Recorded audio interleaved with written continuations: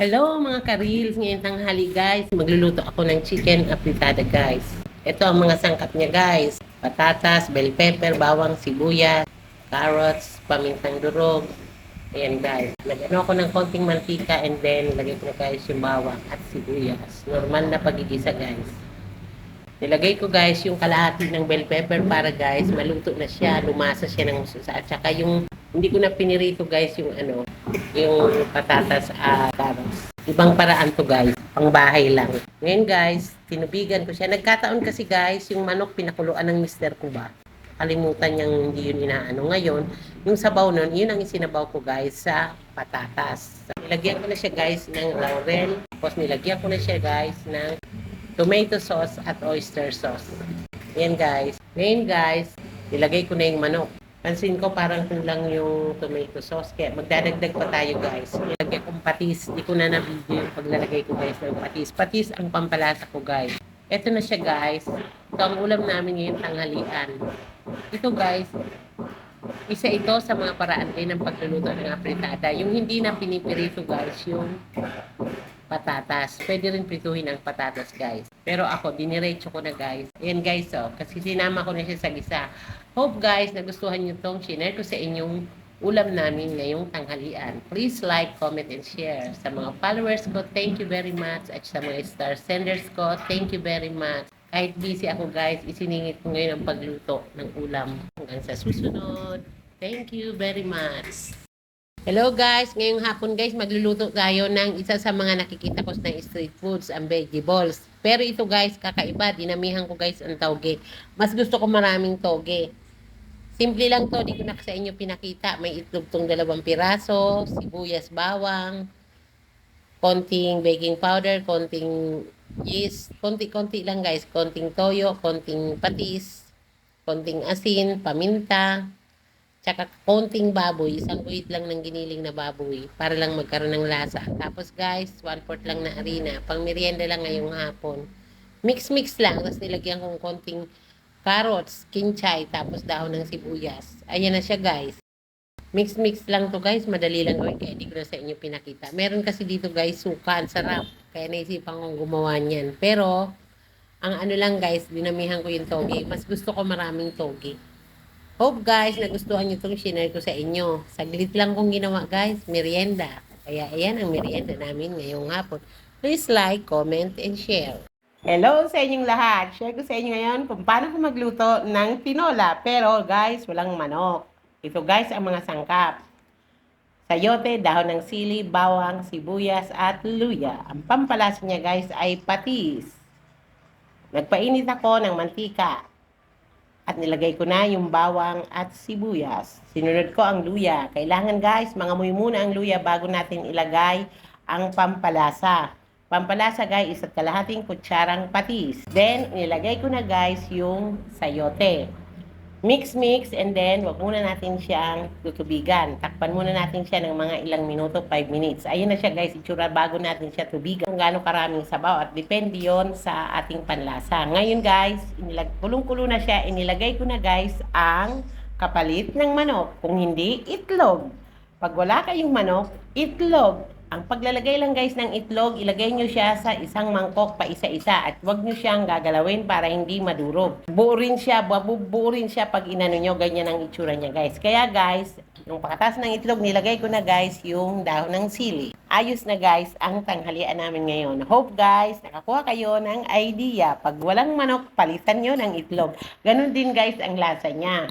Kung gusto nyo maraming itlog, mas masarap. Hope guys, nagustuhan nyo itong share ko sa inyo. Maganda ito ngayon tag-ulan pag tamad kayong lumabas. Hanggang dito na lang. Please like, comment, and share. Hello mga ka-reels. Ngayong hapon magluluto tayo ng steak bangus para sa hapunan guys. Ito siya guys. Binabad ko ng magdamag ang bangus sa toyo, kalamansi at bawang paminta. And then ngayon guys, piprituhin na natin sila. Yung parte ng may kaliskis yun ang una nyong i-ano sa pagpiprito guys. Tapos medyo tostahin nyo siya. Di bali guys, yung parte ng laman, wag nyo nang tostahin. Then sa pinagprituhan, naglagay ako ng bawang sibuyas. Tapos, nilagay ko na guys yung pinagbabaran at nilagyan ko na ng 2 pirasong siling labuyo.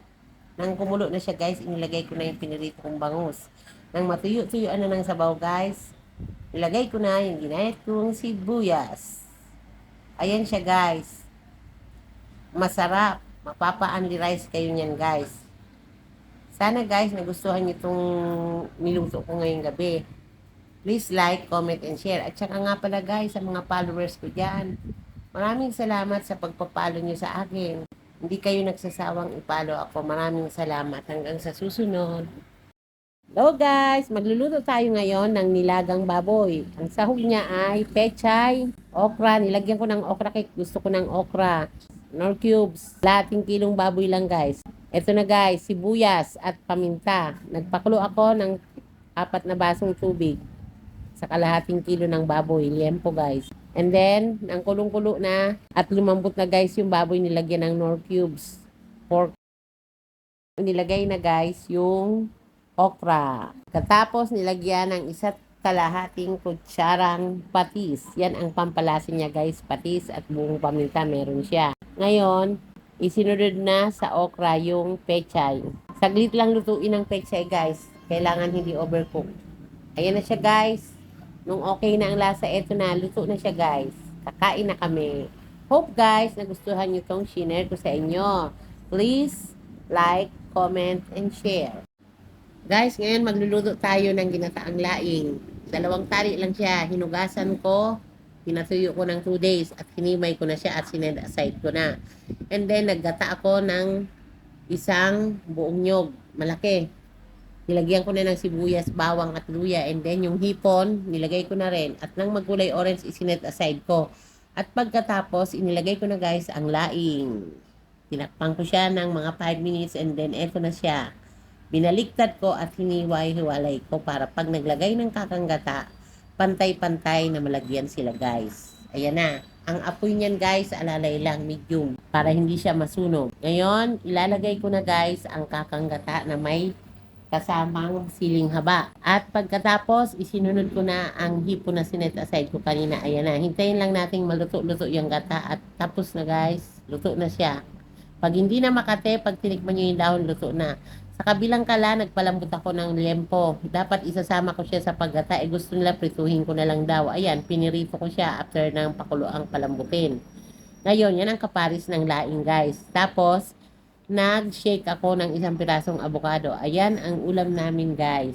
Hope nagustuhan nyo to. Please like, comment, and share. Hello, magandang araw sa inyo. Magluluto tayo ng lumpiang gulay. Is na toge singkamas ang gagamitin natin. Ito ang gagamitin kong pampalasa. Patis, pamintang gulong, toyo, oyster sauce, chorizo, at pork cubes.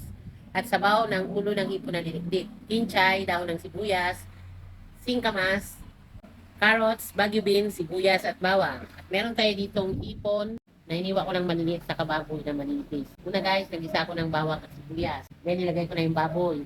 Nang malutong-luto ang baboy, isinunod ko na guys ang chorizo at isinunod ko ang pork cubes.